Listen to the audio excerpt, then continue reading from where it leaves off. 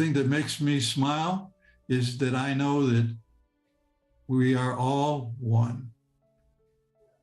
Once we take our costume off, whatever race, religion, political, financial, whatever it is that we have accumulated to define ourselves, I do not lose my Andiness. I do not lose my other selves in other areas. In 1955, that was my senior year in high school. 2 days before graduation, our class went on a picnic in a lake nearby our school. And this was in the suburbs of Detroit in Michigan. And it was the middle of June, and we went out for a big picnic and swim fest, and we were having a great time. And my friends were all on a floating platform about 50, 60 yards off the shore, and they were waving for me to join them. So I jumped in the water and I started swimming out, and about halfway to the platform, I got really bad cramps, and all of a sudden I can't kick anymore. And all of a sudden I'm starting to go down, and I'm go under the water. I'm start choking on the water. I get back to the surface again, and I'm waving my hands, and I can see my friends waving their hands back at me. They thought we were playing a little game. Let's pretend we're drowning or something. And then I go down for the second time, and that's my last time because I never came to the surface again. And now I'm really in trouble. I'm panicking. I'm swallowing more water. I'm starting to get pain throughout my body. I'm sinking deeper and deeper, and now the water is getting really cold, and I'm shivering, and I can't control my shivering, and the pain is all through my body, and I'm feeling like every cell in my body is screaming out, it needs oxygen. I'm dying, and I finally acknowledge the fact that I'm dying, and I'm falling down deeper and deeper. And now all of a sudden I can feel something at the level of my feet, and it's the weeds at the bottom of the lake. And now I'm stuck in the weeds, and I'm falling deeper and deeper. And then all of a sudden I get some hope. Oh, I hit the bottom of the lake, but I'm in a sitting position. I'm sitting there, and I'm saying, oh, this is good, because now I can push my hands and maybe get to the top of the lake again and get some air. And when I push my hands alongside of me, they're stuck. Now I'm in the mud, and I'm stuck, and I'm terrorized, and I'm freezing, and I'm shaking, and my ears are ringing like somebody's sticking ice picks in me. It's horrible. And all of a sudden, in all of this chaos, I hear a voice in my head. And the voice says, Andy, you have to relax. And I say back to the voice in my head, are you kidding? I got to get out of here. I need some air. All I want is one gasp of air is fine. And the voice says to me again, Andy, no, you need to rest, and everything will be fine. And so I say to the voice, are you sure? Yes, I'm sure. Please, just rest. And I say, do you promise? All of this is going on while I'm stuck in the bottom of the lake. And I say, and the voice said back to me, yes, I promise. And then I said, okay, I'll let go. And when the word go formed in my head, I popped out of my body. And now, in what I call a moment of no time, I'm in a tunnel. I'm in a tunnel with a bright light at one end, really bright light. It should be burning my retinas out. It's so bright. And then I turn and I look in the other direction, and I can see the bottom of the lake, and I see my body at the bottom of the lake. And I said, oh, I guess I'm not in my body anymore. That's fine, because I didn't care. The moment that I left my body and I was in the tunnel going towards the light, my whole life was irrelevant. My life on planet Earth didn't make any difference to me. I didn't care. It was as if I had walked in a movie and spent 17 years in a movie, and now the movie's over and I walk out. How do I feel about the movie? It was nice. Does it gonna affect me? Do I feel terrible because I left the movie? Of course not. Did I feel terrible that my body was down there and that I had Earth died? Of course not. I'm cool. This is the place to be. I'm filled with an unconditional love and feelings that after the 60 some years of trying to describe the way I felt, it's impossible. There are no words anywhere to describe how wonderful I felt. From terror, freezing, lack of oxygen, stuck, shaking like it's the end of the world, to ta-da! Oh my God, I felt so wonderful that I don't have words to describe it. It was fantastic. And then I'm looking at the light and I'm starting to move down the tunnel. But I know I don't have a body because I left it down at the bottom of the lake, but I have some form. There's an Andy. I call it my Andiness. I'm not in my body, but I'm still Andy. And now as I'm moving through the tunnel, being pulled like with a giant magnet, it's pretty cool. Anyway, being pulled down the tunnel, and all of a sudden, halfway to the light, but measurements don't mean anything there. As I'm getting closer to the light, in the next moment of no time, I pop into a giant sphere, a ball. In the inside of the ball, I'm hovering, and there's a light presence next to me. I'm hovering in the middle of this ball, and all over 365 degrees, everywhere I look, are little, like movie theater screens of me, of all of the things that I've done in all of my lives, all at the same time. Countless, hundreds, thousands, millions, I don't know. They're just filled with the inside of this ball, inside of this sphere. And I understood them. I understood everything. I wasn't confused. It was like, whoa, what's all this? No, it was, and I was able to relive any event that I focused on. And as I would focus on one, now all of a sudden, I relive it. There was one that I will always remember because it didn't happen yet. It wouldn't happen for another 5 or 6 or 7 years. But I was washing my brother's car, and we got into an argument over something, and we were arguing back and forth. Now, not only did I repeat that washing of the car, but I knew exactly what my brother was thinking and why he got angry at me and why we were fighting. So every time that I would relive some event, I relived it exactly as it occurred then, except now I not only knew what I was thinking when I was reliving it, but I knew what everybody else were thinking, thought about, their angst, their anxiety, as well as mine. So that was the wonderful thing about being in the, what they call now the life review, is that you review your life, but as you review it, as I reviewed it, I was able to know exactly what anyone else in that particular experience was thinking at the same time that we were having that experience. So that went on for what seemed to me like maybe a couple of days or a week or something. Now, understand that the entire Earth time that passed during this was probably somewhere between 5 or 10 minutes. I don't know. I didn't keep track of it. When I got into the light, I didn't care. Whatever happened to the Earth was irrelevant to me. And after spending some time in the sphere and experiencing all of these various things that have happened in the past and would happen in the future, as I experienced them, then all of a sudden, in a moment of no time, I pop out of the sphere and I'm back in the tunnel. And now I'm back in the tunnel.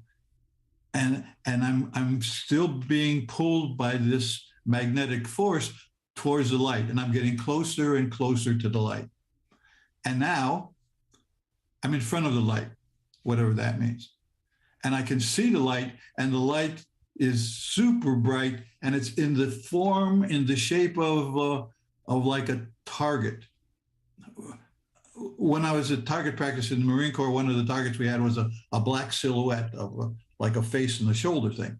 Well, that's kind of what it looked like. It wasn't a complete form. It was something that I would say maybe would be a head and then some shoulders, but everything else was all white. And now I'm right up close to it, like the distance I am from my computer screen right now. I'm really close. And that light says to me, Andy, don't be afraid. And I was impressed because the light knew my name and actually called me Andy, which was my earth name. Andy, don't be afraid. And I wasn't. I was cool. And then the light said to me, Andy, I love you. And when the light said, Andy, I love you, there was a surge of feelings that I cannot describe, so I won't even attempt to describe it. And then the light said, Andy, we love you. And when the light said, Andy, we love you, the whole background of the light and the light silhouette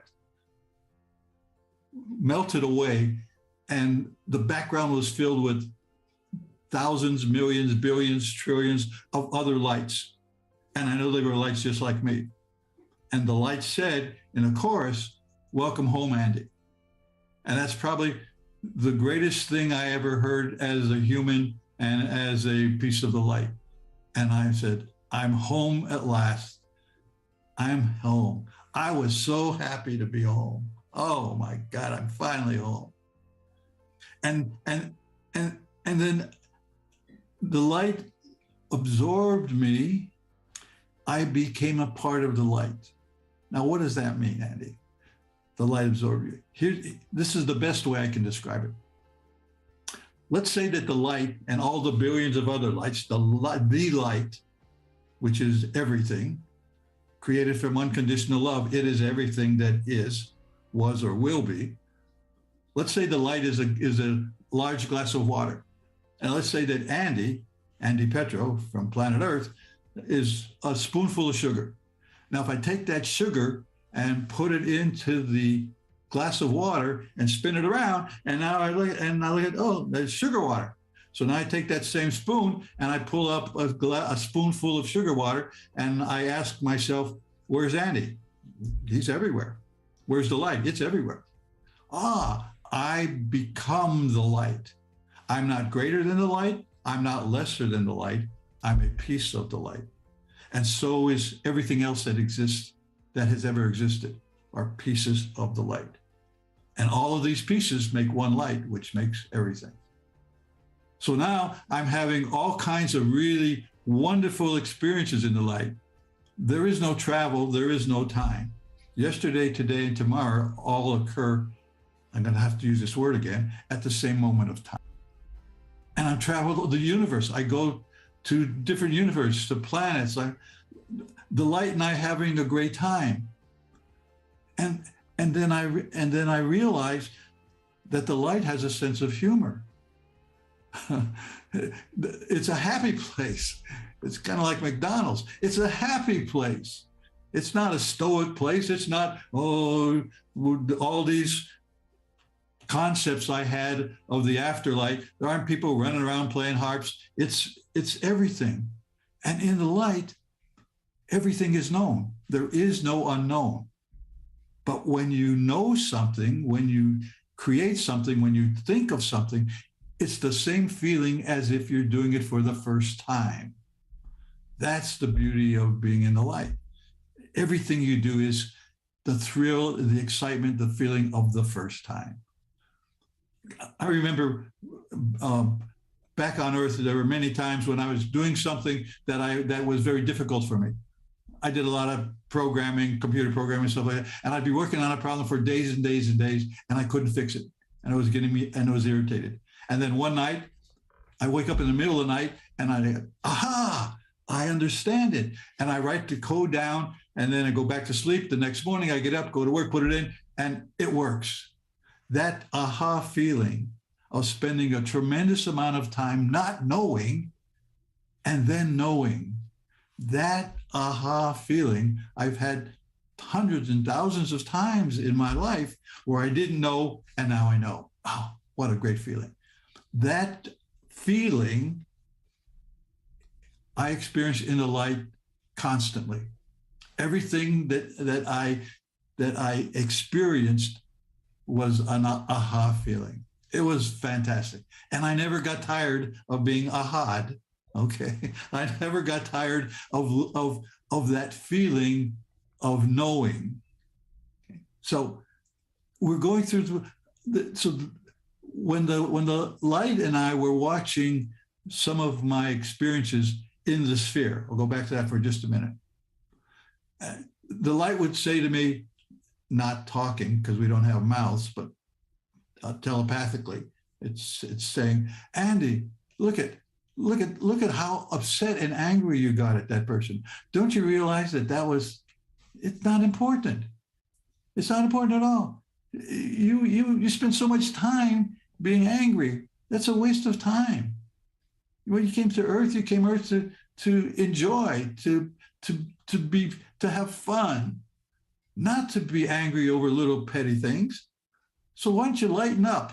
I thought that was an interesting play on words. Why don't you lighten up and enjoy the time that you're here? And so we continue to do things, traveling all over the various universes. And I could be talking for another 5 or 10 or 20 hours about all the things that I experienced. But the important thing is that the light and I were one. I'm living in the light that has no time. And you don't go places. It's like, for instance, right now, I'm sitting here in front of my Mac, and I'm doing this little talk. And let's say when I'm finished, I think, boy, I really had a great time when I was in Maui 2 years ago. And as soon as I thought the word Maui 2 years ago, I would be there. I didn't have to go there. I didn't have to take a limo to the airport. I didn't have to get on the plane. I'm here in Roseville, California, and now I'm in Kahului, Maui. That's the way it was in the light. Any place I wanted to go, the thought I would be there. So I was having a wonderful time. And then all of a sudden, the light says to me, Andy, you have to go back. And I thought, what is this, a joke? I'm not going back. I'm home. He said the second time, Andy, you have to go back. And I said, no, I don't want to go back. I'm staying here. I've had enough. And the light says the third time, Andy, you have to go back. And now for the saddest point in my existence here. When I heard the K in back, I was stuffed back into my body. It was no longer on the bottom of the lake.